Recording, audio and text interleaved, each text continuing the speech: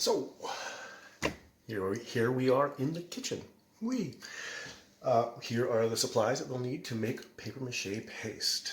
Now I'm going to be using flour and water as my preferred type of paste, but people also use cornstarch and water.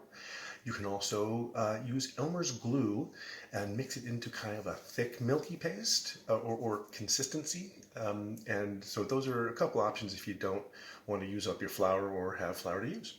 So here we're going to go. We are making a measurement of 4 parts water to 1 part flour. So that could mean 4 cups of water would equal 1 cup of flour. But I'm only doing 1 cup of water, so I'm going to do 1/4 of a cup of flour. In my kitchen, I like to do it so that I have my pot. I got my measured out flour and water, and I have my mixing tool, which can be either a whisk mixing device or a fork. For today, I'm just going to keep it simple and use a fork. So I'm going to take my water and add it to my pot. I have not turned on the heat.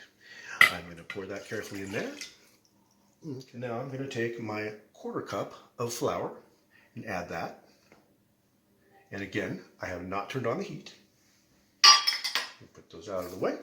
And I'm going to use my fork or my whisk, whichever I choose, to whip it together. So you're going to want to whip it so that you are blending the flour and the water. So it'll start out looking kind of lumpy like that. We want to make all those lumps go away. So I'm going to hold on tight to the pan so I don't knock it over and whip it up and maybe sing a song. I'm whipping up my roux, whipping up my flour. I'm taking care of everything I gotta do to be safe by the hour. This is a silly song I made up. All right. So whipping it up, getting rid of the lumps. Now, I've gotten it pretty smooth. Kind of the lumps are out. Maybe a few more I can keep mixing in. But now I'm going to turn on the heat. And when we turn on the heat, of course, we want to be with a grown-up. And we are going to go up to just a medium heat. So we got that on there. And we are going to heat this up. And as we are heating it up, we are going to keep stirring the whole time. It's going to start getting thicker. And I'll show you what that looks like in just a second. So it's been about 3 minutes. And I've been stirring it the whole time and keeping it about a medium heat. You're going to notice that it starts to get thicker.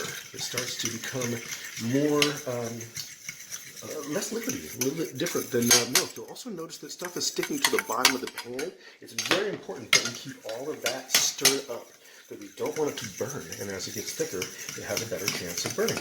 So I'm really keeping it stirred the whole time.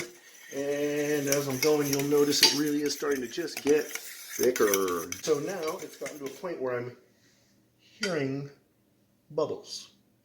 See if I get one. Bubble. Oh, I'm seeing bubbles coming up through the bottom. Oh, maybe you can hear that. This is the most important time. When you start to see those bubbles, you need to turn off the heat. Because past this, it just gets the possibility of burning. So I'm going to take it off the heat. I've turned off the stove. And I'm keeping stirring. I'm going to continue to stir, and you notice how that has gotten pretty thick, where it actually has, that could be a batter for cookies, or pancakes, or whatever you can think of you make with flour. So that is good and thick enough, and now we have to let it just cool down. So I take it away from the heat.